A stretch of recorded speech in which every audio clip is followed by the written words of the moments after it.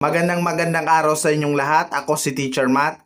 Ngayong araw patuloy kong tatalakayin sa presentasyong ito ang Prof Ed Mathematics kung saan gagamitan natin ang testmanship o test-taking skills na itinuro ko sa inyo. A teacher administers a short quiz at the beginning of a unit on trigonometry to determine students' prior knowledge about right triangle. What type of assessment is being used? Ito ba ay diagnostic assessment, summative assessment, norm reference assessment, o performance assessment?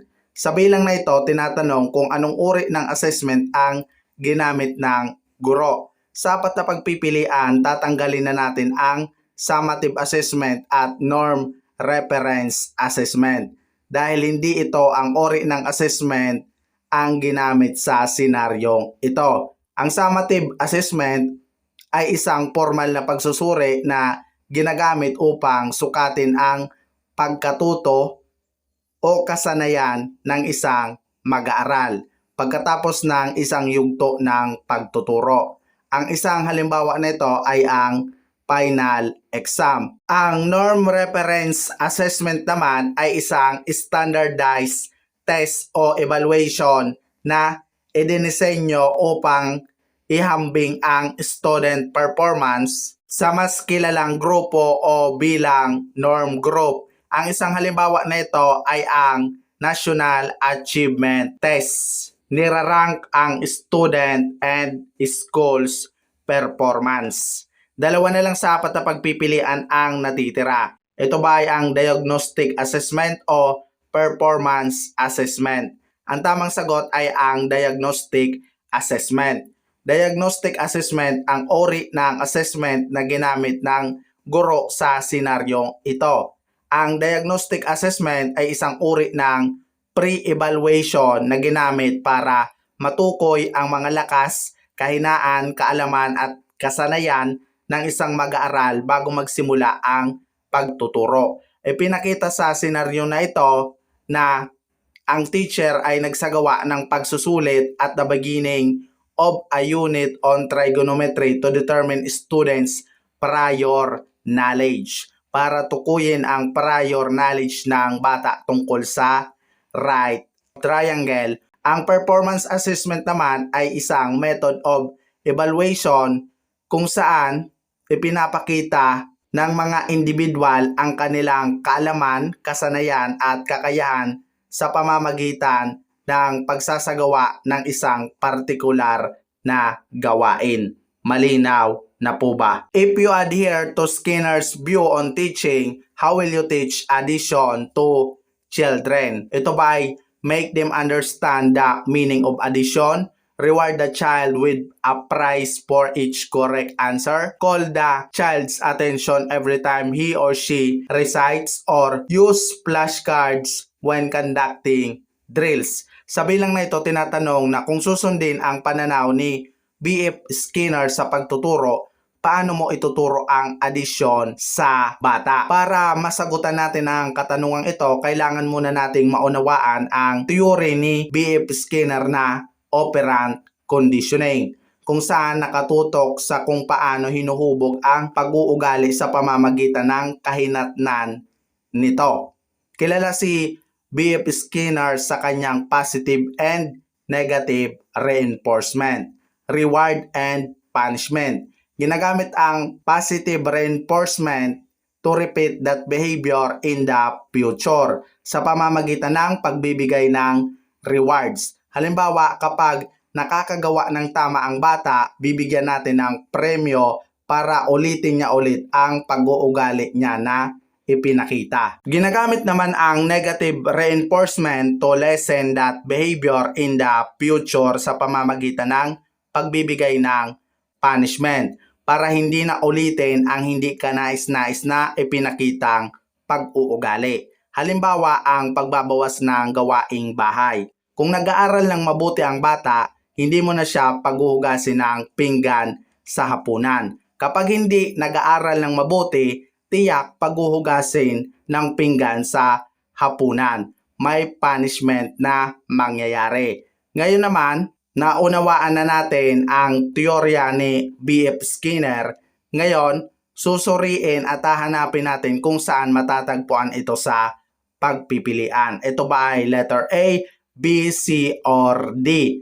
Ang tamang sagot ay ang letter B. Reward the child with a prize for each correct answer. Kung saan ginamit ang positive reinforcement ni Skinner sa pagtuturo ng addition sa bata sa pamamagitan ng pagbibigay ng reward sa bawat tamang sagot. Malinaw na po ba? A teacher asks a student to explain why the formula for the area of triangle works instead of simply applying it. Which cognitive level of Bloom's taxonomy is being target? Ito ba ay remembering, understanding, analyzing, o applying? Sa bilang na ito, tinatanong kung alin sa cognitive level of Bloom's taxonomy ang being target sa senaryong ito. Bilugan o salungguhitan agad ang mga salitang ask student to explain at instead of simplifying it. Ito ang clue word sa tanong na ito. Sa apat na pagpipilian, tatanggalin na natin ang letter A at letter D,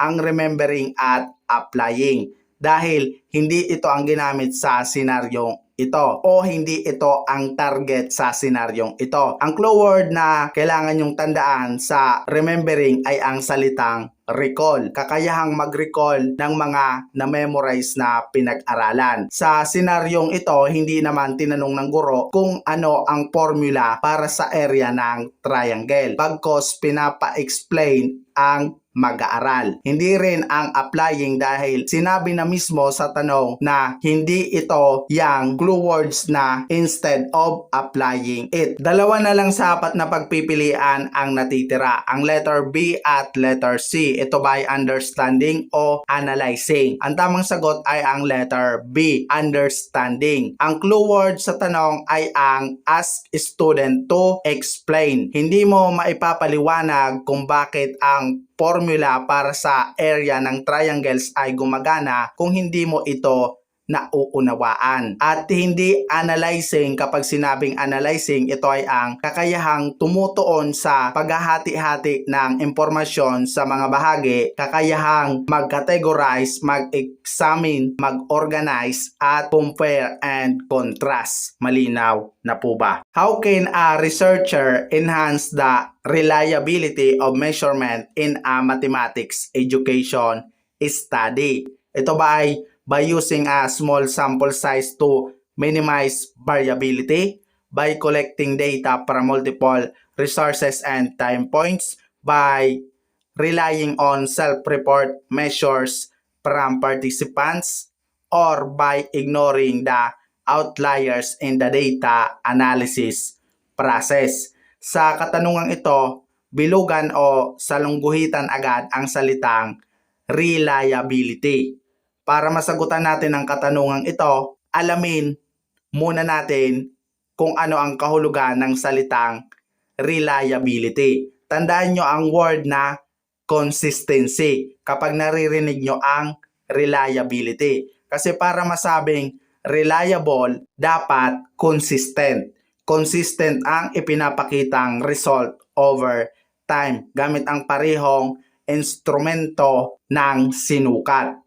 Hindi pa iba-iba o pabago-bago. Dapat stable. Ano naman ang ibig sabihin ng validity? Kapag sinabing validity, measured what is intended to measure. Sukatin kung ano ang dapat sukatin. Ang halimbawa neto ay susukatin mo ang height ng isang tao. Ang gagamitin mo ay stadiometer, hindi digital weighing scales. Saan kaya sa apat na pagpipilian ang makakatulong para ma-enhance ang reliability of measurement in mathematics education study? Ito ba ay sa letter A, B, C, or D? Yan ay sa letter B. By collecting data from multiple resources and time points. Makakatulong ito upang maging reliable ang pag-aaral. Sa pamamagitan nito, masusuri mo kung consistent ba ang result na ipapakita sa iba't ibang resources at time points. Hindi sa pamamagitan ng letter A, C, D.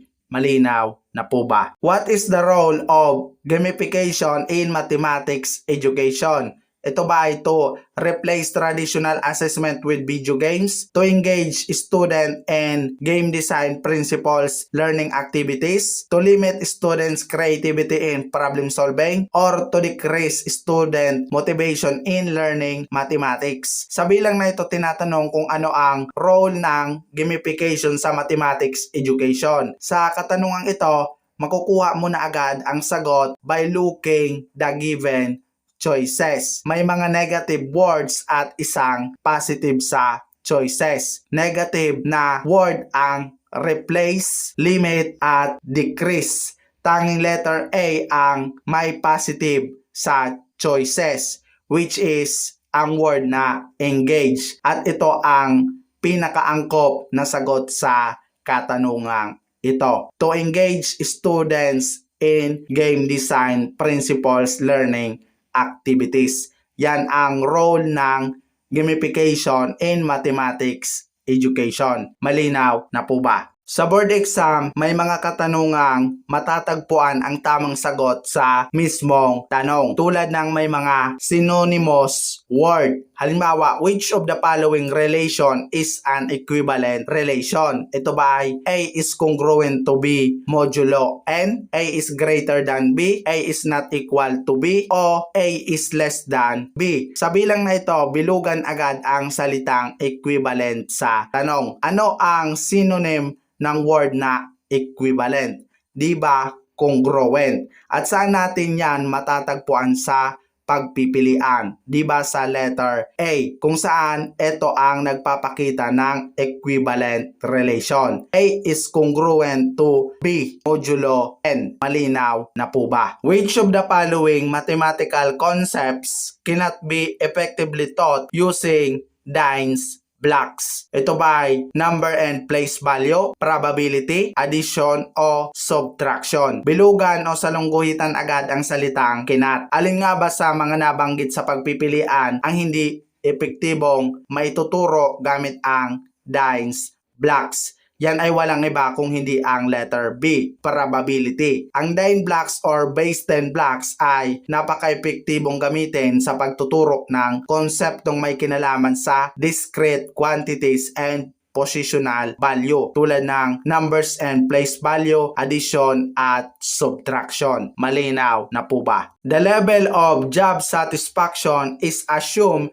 to be affected by years of service. The level of job satisfaction is called a or an. Ito ba ay dependent variable, independent variable, intervening variable, o numerical variable? Sa bilang na ito, tinatanong kung anong uri ng variable ang the level of job satisfaction. Ano ang tawag dito? Ito ay tinatawag na dependent variable dahil nakadepende ito sa years of service. Ang tawag naman sa years of service is independent variable. Kapag sinabing dependent variable, ito ay ang kinalabasan o outcome o epekto na sinusukat o sinusubok sa isang pag-aaral. Nakadepende ito sa independent variable. Kapag sinabi namang independent variable, ito naman ang cause. It is the factor in experiment or mathematical equation that is changed, controlled, or stand alone. Kapag sinabi namang intervening variable, tinatawag din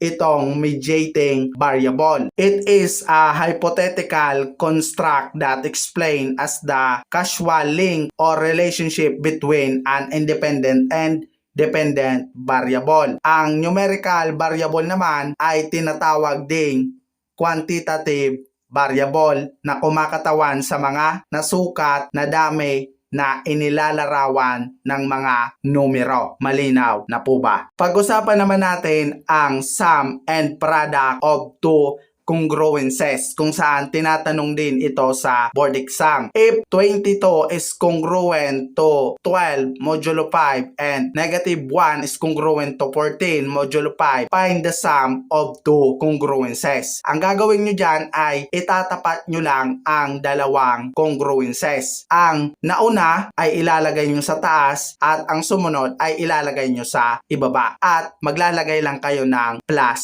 sign. Then, bahala kayo kung ano ang uunahin nyo, kung magsisimula kayo sa left to right o right to left. Nasa sa inyo yan. Umpisahan natin sa right to left. Yang modulo 5 ay kopyahin nyo lang. Then 12 plus 14 is equal to 26. Kaya ilagay mo ang 26. Then 21 plus negative 1 is positive 21. Yung symbol for congruences ay kopyahin mo lang. Kaya magkakaroon ka ng 21 is congruent to 26 modulo 5. Ganun lang mag-plus or add ng two congruences. Malinaw na po ba? What about paano naman mag-multiply ng two congruences? If 22 is congruent to 12 modulo 5 and negative 1 is congruent to 14 modulo 5, find the product of two congruences. Same procedure pa rin. Itatapat mo lang ang unang ibinigay sa sumunod na ibinigay na kailangan nyong i-multiply. Kaya magkakaroon kayo ng 22 is congruent to 12 modulo 5 times negative 1 is congruent to 14 modulo 5. At bahala kayo kung ano ang unahin nyo. Kung magsisimula kayo sa right to left o left to right. Since naumpisahan natin from right to left, same pa rin yung gagawin natin. Kopyahin mo lang yung modulo 5. Then, 12 times 14 is positive 168. At kopyahin mo lang yung symbol for congruences. Then, 22 times negative 1 is negative 22. Kaya magkakaroon kayo ng negative 22 is congruent to 168 modulo 5. At dyan nagtatapos ang presentasyon ko ngayong araw.